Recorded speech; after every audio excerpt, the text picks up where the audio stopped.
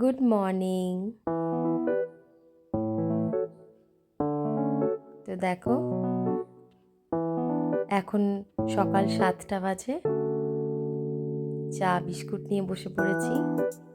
আজকে শ্রাবণ মাসের 4র্থ সোমবার। তো দেখো, আমি ঠাকুর ঘরে চলে এসেছি। এখন খুব সম্ভবত 2:30টা মতো বাজে। এর মাঝখানে প্রচুর কাজকর্ম করেছি সকাল থেকে। মেয়েকে ভাত খাইয়ে টিফিন করে ওকে স্কুলে দিয়ে এসেছি এবং স্কুল থেকে ফেরার পথে প্রচুর বাজার করেছি, ফলের বাজার করেছি, করে বাড়িতে এসেছি। তারপর রান্নাবান্না সেরেছি। শাশুড়ি মার একটু শরীর খারাপ,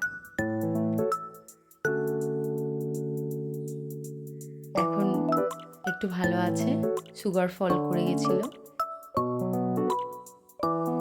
তো তাকে একটু দেখাশোনা করে রান্নাবান্না সেরে তাদেরকে খেতে দিয়ে সব সেরে তারপর আমি স্নান টান করে ঠাকুর ঘরে এসেছি। ঠাকুর ঘর আসতে আসতে প্রায় 2:30টার মতো বেজে গেছে আমার। তো যাই হোক, সব দিন তো সমান যায় না। কোনো কোনো দিন একটু এরকম যায়। প্রত্যেকের জীবনেই আপ অ্যান্ড ডাউনস আছে। আজকে আমার দিনটা খুব হেক্টিক গেছে।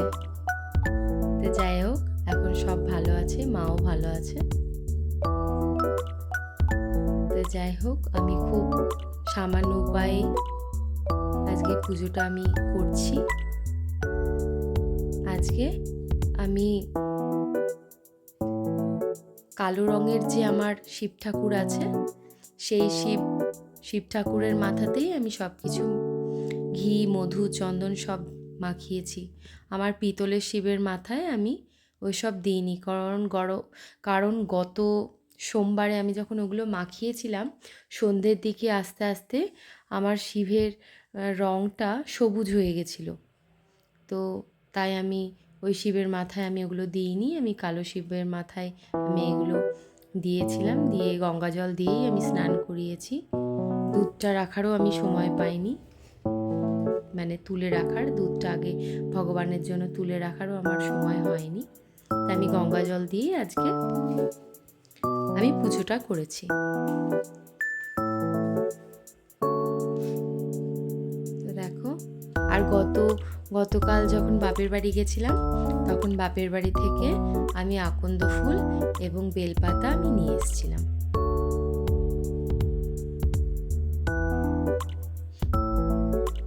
আমি খুব তাড়াতাড়ি পুজোটা করছি, আবার মেয়েকে আনতে যেতে হবে। তো খুব সহজে এবং সামান্য উপকরণ দিয়েই আমি আজকের পুজোটা করেছি। ভগবানের কাছে নিজের ভক্তি দিয়ে নিজেকে সমর্পণ করাটাই আমি মনে করি সব থেকে বড় কথা। তার জন্য বিশাল বড় আড়ম্বর বা বিশাল কিছু উপকরণ দরকার হয় না।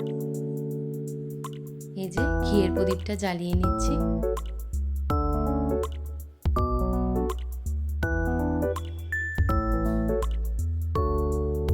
আরতিটা করে নেব।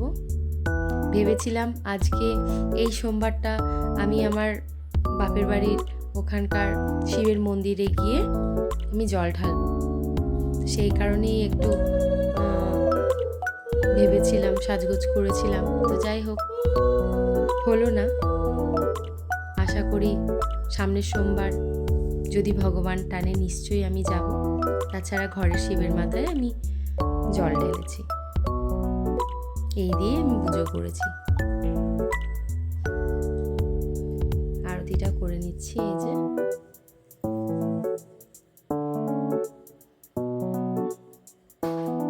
বেশ, আজকের জন্য এইটুকুই। আবার নতুন ব্লগে দেখা হবে। টাটা।